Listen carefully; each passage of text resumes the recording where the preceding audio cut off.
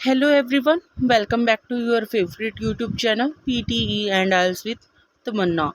In this video, I am going to share the techniques for improving your IELTS reading score. So, here are some highly effective techniques for improving your IELTS reading score. सबसे पहले हमारा होता है vocabulary building. Number first is vocabulary building, यानी कि अपनी vocabulary को build करना, अच्छे से उसे इम्प्लाई करना अपने जो भी टास्क मिलता है उस पर या रीडिंग पर. One of the most important factor in IELTS reading is vocabulary, क्योंकि जो वोकैबुलरी है वो आइल्स रीडिंग का सबसे महत्वपूर्ण हिस्सा माना जाता है. Student with low reading skills often lack the necessary vocabulary to understand the passage and answer the question correctly. क्योंकि जो स्टूडेंट्स होते हैं अगर उनमें क्या नहीं है, इम्पोर्टेंट वोकैबुलरी को अंडरस्टैंड करने की स्किल नहीं है, तो वो रीडिंग करने में बहुत सारी कठिनाइयों का सामना भी करते हैं. To improve your vocabulary you can, अपनी वोकैबुलरी को इम्प्रूव करने के लिए आप क्या क्या कदम उठा सकते हो, स्टेप उठा सकते हो, वो आगे हम डिस्कस करेंगे. First of all, identify the most common IELTS reading topics. सबसे पहले आपको क्या करना है, सबसे ज़्यादा कॉमन जो टॉपिक्स होते हैं, जो एग्ज़ाम्स में आते हैं या फिर जो प्रैक्टिस टॉपिक्स होते हैं, वो आपको क्या करना होगा, सबसे पहले उन्हें देखना होगा, आइडेंटिफाई करना होगा. There are a number of resources available online and in IELTS preparation books that list the most common IELTS reading topics. यानी कि किसके लिए क्या वेबसाइट्स हैं, बहुत सारी वेबसाइट्स हैं, अगर आप गूगल पे सर्च करते हो, जिससे क्या कर सकते हो, आप प्रिपरेशन कर सकते हो रीडिंग की. And once you can the most common topic, जब आपको मोस्ट कॉमन टॉपिक मिल जाए रीडिंग के, you can focus on learning the key vocabulary for each topic. तो आपको क्या करना है, उस टॉपिक में से अपनी मेन जो वोकैबुलरी है उसको अलग से राइट डाउन कर लेना है. Read English as much as possible, जितना हो सके उतनी आपने इंग्लिश को रीड करना है. जैसे न्यूज़पेपर हो गए, नोवेल हो गए, आप इनको मैगजीन हो गई, बुक हो गई, इनको अगर ज़्यादा से ज़्यादा रीड करोगे तो आपकी जो वोकैबुलरी है वो बिल्डअप हो जाएगी. Use a dictionary when you come across a new word. हमेशा क्या करना है, जब आप किसी भी न्यू वर्ड के ऊपर आते हो, आपको उसका मीनिंग नहीं होता, तो पता नहीं होता, तो आपको क्या करना है, उसके लिए डिक्शनरी का यूज़ करना है. Look it up in a dictionary and learn it's meaning. सबसे पहले डिक्शनरी को देखो और फिर उसके मीनिंग को. You can also try to learn the definition of the word in context by looking at the sentence और paragraph in which it is used. आप क्या कर सकते हो, उस पैराग्राफ, जिस पैराग्राफ में आप उस वोकैबुलरी को ढूंढ रहे हो, उस पैराग्राफ के मीनिंग से भी आप उस वोकैबुलरी का मीनिंग फाइंड कर सकते हो. Use flash card. Flash card क्या होते हैं, यानी कि एक साइड हमें क्या दिया मिलता है, उसमें एक साइड हमारा क्वेश्चन होता है और अदर साइड हमारा क्या होता है, आंसर होता है. तो आप फ्लैश कार्ड्स का यूज़ करके भी अपनी वोकैबुलरी को बिल्डिंग कर सकते हो. जैसे flash cards are a great way to memorise new vocabulary. अगर आपको अपनी वोकैबुलरी को अच्छा करना है, मेमोराइज यानी कि याद रखना है, you can make your own flash card और buy a set of prepaid made flash card. आप क्या कर सकते हो, या तो अपना खुद का फ्लैश कार्ड बना सकते हो या फिर बना बनाया जो प्री मेड फ्लैश कार्ड है उसको भी बाय कर सकते हो. ये थी आपकी first, to improve your vocabulary you can. क्या क्या करना चाहिए आपको वोकैबुलरी बिल्डर करने के लिए. आगे है आपका रीडिंग स्ट्रैटेजी. रीडिंग स्ट्रैटेजीज क्या होती है. Another important factor in IELTS reading is your ability to use effective reading strategies. Skimming and scanning are two of the most important reading strategies for IELTS. यानी कि आपको क्या बताया गया है कि दो प्रकार की हमारे पास क्या होती है, स्ट्रैटेजीज होती है, स्किमिंग एंड स्कैनिंग. सबसे पहले आपको क्या करना होता है, स्किम करना होता है पैसेज को और रीड करना होता है उसे, यानी कि फर्स्ट से लास्ट टेंस तक जल्दी जल्दी यानी कि अपनी लैंग्वेज में उसे रीड करना होता है एंड देन फिर स्कैन करना होता है। सबसे पहले क्या बोला इसने, skimming is a quick way to get the general idea of a passage, यानी कि स्किमिंग यानी कि जब हम एक पैसेज को पूरा का पूरा पढ़ रहे हैं, हम उसे इंग्लिश में पढ़ रहे हैं और हमारे दिमाग में माइंड में क्या चल रहा है वो हिंदी में चल रहा है, तो हमें उसका एक बेसिक सा आइडिया मिल जाता है कि यह पैसेज हमें क्या कहना चाहता है। तो you can also scheme the first and the last sentence of the passage, यानी कि जो फर्स्ट सेंटेंस है वो मेन सेंटेंस होता है किसी भी पैसेज का, उसके द्वारा और लास्ट सेंटेंस के द्वारा हमें यह पता लग जाता है कि ये जो क्या है पैसेज है वो हमें क्या बताना चाह रहा है। Scanning is use to locate specific information in a passage. To scan a passage read quickly and focus on the keywords in the question. क्या करोगे आप, जब एक पैसेज की आप स्किमिंग करते हो, स्कैनिंग करते हो, तो आपको क्या करना है, सबसे पहले फर्स्ट से लास्ट सेंटेंस तक पैसेज को पूरा का पूरा पढ़ना है। उसके बाद आपको क्या मिलेंगे, कुछ मेन वर्ड्स मिलेंगे वहाँ पर, और वही मेन वर्ड्स आपको क्या मिलेंगे, क्वेश्चन में मिलेंगे। जो क्वेश्चन के वर्ड हैं और जो पैसेज के वर्ड हैं, जैसे फिलअप्स है, फिलअप्स में हमें क्या करना होता है, जो ब्लैंक्स है फिलअप्स है उसके पहले वाला और उसके आगे वाला जो सेंटेंस होता है उसके द्वारा हम क्या कर सकते हैं, फिलअप्स के आंसर को फाइंड कर लेते हैं। लेकिन क्या करते हैं हम, जो कीवर्ड्स हैं वो मेन भूमिका, मेन रोल अदा करते हैं किसके अंदर, रीडिंग की स्ट्रैटेजीज के अंदर। तो कीवर्ड्स के द्वारा आप क्या कर सकते हो, लोकेट कर सकते हो और इजीली अपने आंसर को फाइंड कर सकते हो।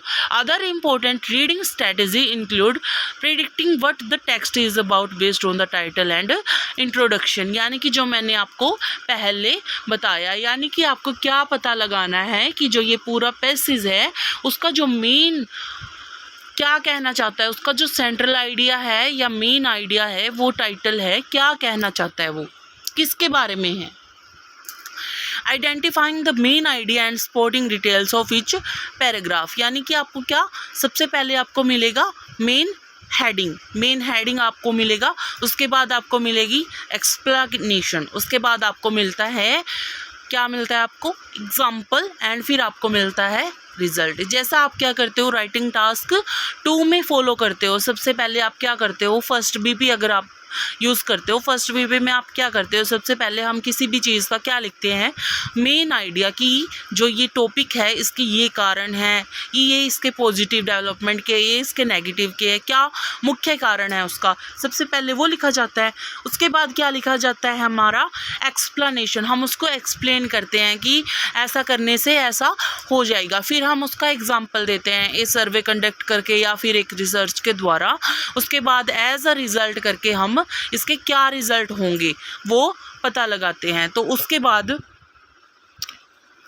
Making inferences and drawing conclusion based on the information in the text, यानी कि आप क्या कर सकते हो, making inferences and drawing conclusion based on the information in the text, यानी कि जो भी हमारा पैसेज में टेक्स्ट है उसमें क्या दिया गया है, ड्राइंग दी गई है या फिर इन्फ्रेंसेस है, उसके द्वारा भी आप पता लगा सकते हो। Check for comprehension by asking yourself question about the text, आप क्या कर सकते हो, जो पैसेज दिया होता है हमारा कॉम्प्रिहेंशन में उसको चेक करके अपने आप से क्वेश्चन पूछ सकते हो कि इस क्वेश्चन का क्या आंसर हो सकता है और इसका क्या आंसर नहीं हो सकता। Third is question type. Question type there are main type of IELTS reading question, यानी कि 4 मेन टाइप होते हैं किसके, आइल्स रीडिंग क्वेश्चंस के। फर्स्ट है मल्टीपल चॉइस। मल्टीपल चॉइस में आपको क्या मिलेगा, एक क्वेश्चन दिया जाएगा और उसके 4 ऑप्शन आपको मिल जाएंगे। 4 ऑप्शन से आपको क्या पता लगाना है, एक कीवर्ड्स मिल जाएंगे, कीवर्ड्स को लोकेट करोगे पैसेज के अंदर और क्या पता लगाओगे कि हमारा जो कौन सा ऑप्शन है वो सही है, सही जाता है। सेकेंड है ट्रू फॉल्स नॉट गिवन या फिर येस नो नॉट गिवन, ये दोनों ही एक जैसे होते हैं। येस यानी कि आपकी जब 100% जो स्टेटमेंट है वो पैसेज की स्टेटमेंट से मिल रही है तो उसके लिए आप करोगे ट्रू। अगर आपकी स्टेटमेंट पैसेज के साथ बिल्कुल भी नहीं, अपोजिट बोल रहा है, जैसे आपके लिए राम स्कूल जाता है और पैसेज में दे रखा है कि राम दिल्ली जाता है, बिल्कुल अपोजिट स्टेटमेंट होगी ना, तो उसके लिए यूज़ होता है हमेशा फॉल्स। नॉट गिवन यानी कि कोई भी चीज़ है, कोई भी सेंटेंस है, वाक्य है, वो क्वेश्चन में तो दे रखा है लेकिन उसका एक्सप्लेनेशन बिल्कुल भी नहीं है पैसेज में, किसी भी पैसेज में, तो उसके लिए हम यूज़ करते हैं नोट गिवन का। नेक्स्ट इज मैचिंग हेडिंग, यानी कि हेडिंग को मैच करना। आपको क्या मिलेंगे यहाँ पे, हेडिंग्स दिए मिलेंगे। आपको क्या करना है, फर्स्ट पैसेज पे जाना है, जैसे ABCDEF आपको ये पैसेज दिए होंगे, फर्स्ट पे जाना है।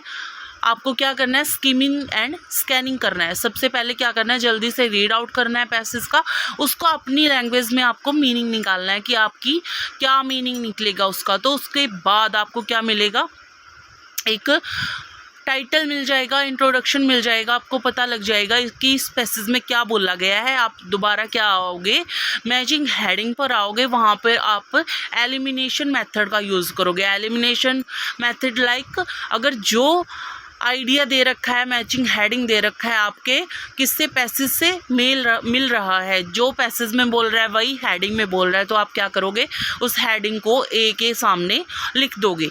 मैचिंग इन्फॉर्मेशन, यानी कि कोई भी इंफॉर्मेशन दिखा रखी है उसको मैच करना, किसके द्वारा, जो भी पैराग्राफ A, B, C में मैचिंग इन्फॉर्मेशन दे रखी है उससे। It is important to understand how to answer each type of question correctly. सबसे ज़्यादा ज़रूरी आपके लिए यह जानना है कि आपको कैसे उत्तर देना है हर टाइप के क्वेश्चन का। You can practice answering different type of question using IELTS practice test and preparation material. यानी कि जितना कि ज़्यादा आप क्या करते हो, प्रैक्टिस करते हो किसकी, IELTS की रीडिंग की, उतना ही ज़्यादा आपकी जो रीडिंग है वो अच्छी होती चली जाती है। फोर्थ नंबर है practice test. One of the best way to practice for the IELTS reading test is to take practice test. This will help you to get used to format to the test and identify any areas where you need to improve. यानी कि जो एक है, एक set होता है, उसमें हमेशा हमें क्या मिलेंगे, 40 क्वेश्चन मिलेंगे, 3 पैसेज होते हैं, 14, 17 कुछ ऐसे टाइप से हमें क्वेश्चन मिलते हैं, जिसमें true false, not given, matching headings, yes no not given, fill ups और matching information, multiple type question, ये सब क्या होते हैं, हमारे दिए होते हैं। तो आपको क्या करना होता है, हर एक आपको एक दिन की एक रीडिंग कंप्लीट, यानी कि 3 पैसेज आपको कंप्लीट करने होते हैं। फिर आपको देखना है कि आपका जो स्कोर है वो किस पैसेज में लो हो रहा है। यानी कि मान लो आपके 14 में से 10 नंबर आए पैसेज 1 में, क्योंकि पैसेज 1 क्या था, इजी था। तो क्या करोगे आप, पैसेज 1 को छोड़ दो, ठीक है, आप खुश भी मत हो और उदास भी। लेकिन जो सेकंड पैसेज है उसमें 12 क्वेश्चन थे और 12 में से आपके 4 ही ठीक मिले, बाकी सारे क्या थे, मैचिंग हेडिंग्स थे और वो आपके गलत है। तो आपको किस चीज़ में इम्प्रूव करने की ज़्यादा ज़रूरत है, नीड है, किसमें, आपको मैचिंग हेडिंग में। तो आप क्या करोगे, हर रोज़ एक रीडिंग तो करोगे ही करोगे कंप्लीट, लेकिन आपको साथ में क्या करना होगा, मैचिंग हेडिंग की अलग से प्रैक्टिस करनी होगी। After taking a practice test, review your answer and identify any error, try to understand why you made the error and how can avoid making them in the future. आपको क्या करना है, जब आप एक प्रैक्टिस टेस्ट को complete करते हो, आपको क्या करना है, अपने आंसर को देखना है और आइडेंटिफाई करना है कि आपने इसका आंसर यह है क्यों लगाया। आपको क्या मिलेगा, एक जैसे ट्रू फॉल्स नॉट गिवन होता है, बस छोटी छोटी चीज़ों के से ही आपकी क्या मिल सकती है, गलती मिलती है। तो उनसे आपको क्या करना है, अपनी एरर्स को फाइंड करना है, यानी कि मिस्टेक्स को फाइंड आउट करना है और उन्हें सुधारने के लिए आगे प्रयास करना है। Here are some additional tips for improving your IELTS score.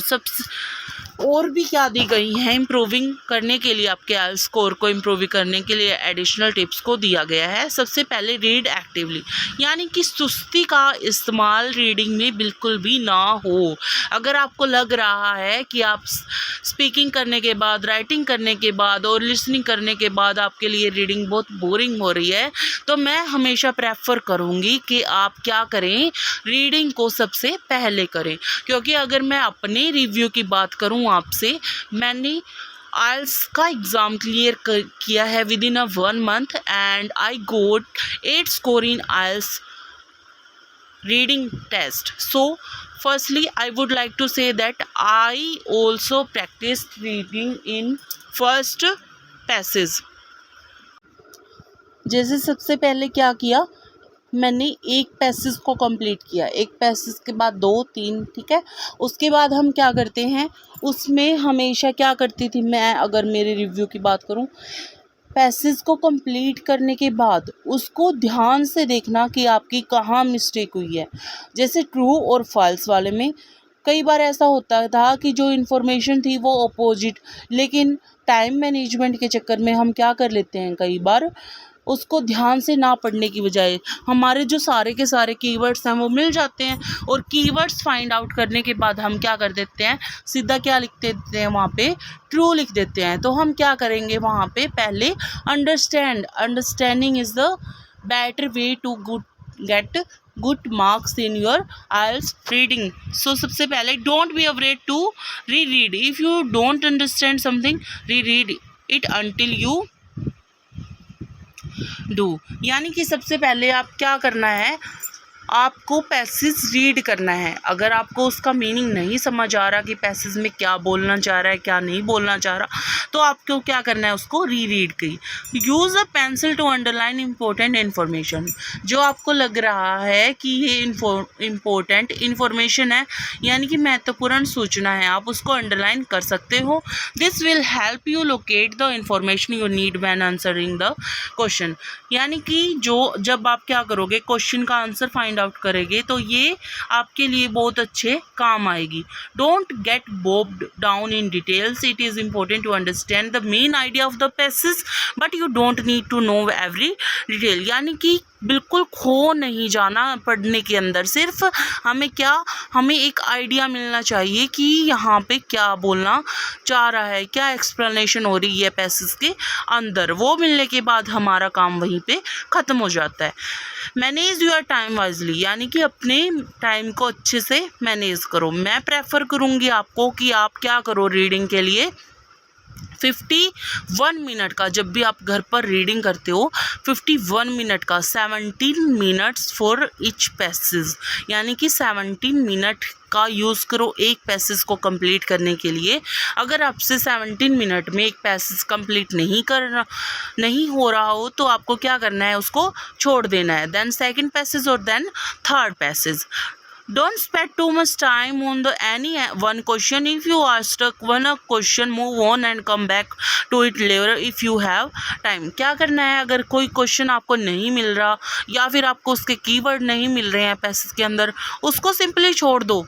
जो क्वेश्चन है उसको छोड़ दो, उसको बाद में अटेंड करो जब आपका सारा का सारा रीडिंग का टेस्ट कंप्लीट हो जाए। Conclusion, improving your IELTS reading score take time and effort. However, by following the techniques above, you can make significant improvements in your reading skills and increase your chances of success on the IELTS test। यानी कि जो भी मैंने आपको strategies बताई हैं उनको follow कीजिए, अपने टाइम को अच्छे से मैनेज करोगे रीडिंग करने के लिए।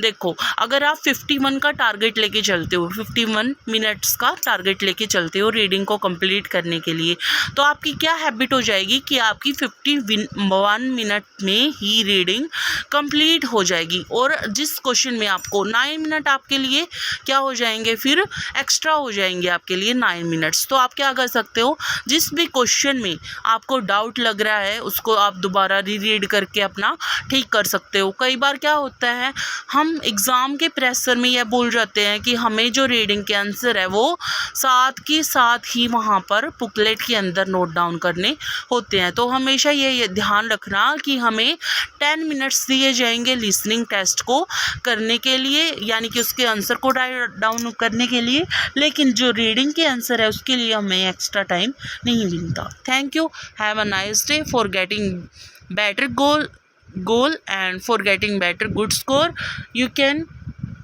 contact me on 7404156438, and you can also contact me by telegram channel PTE and IELTS with Tamanna. Thank you, have a nice day.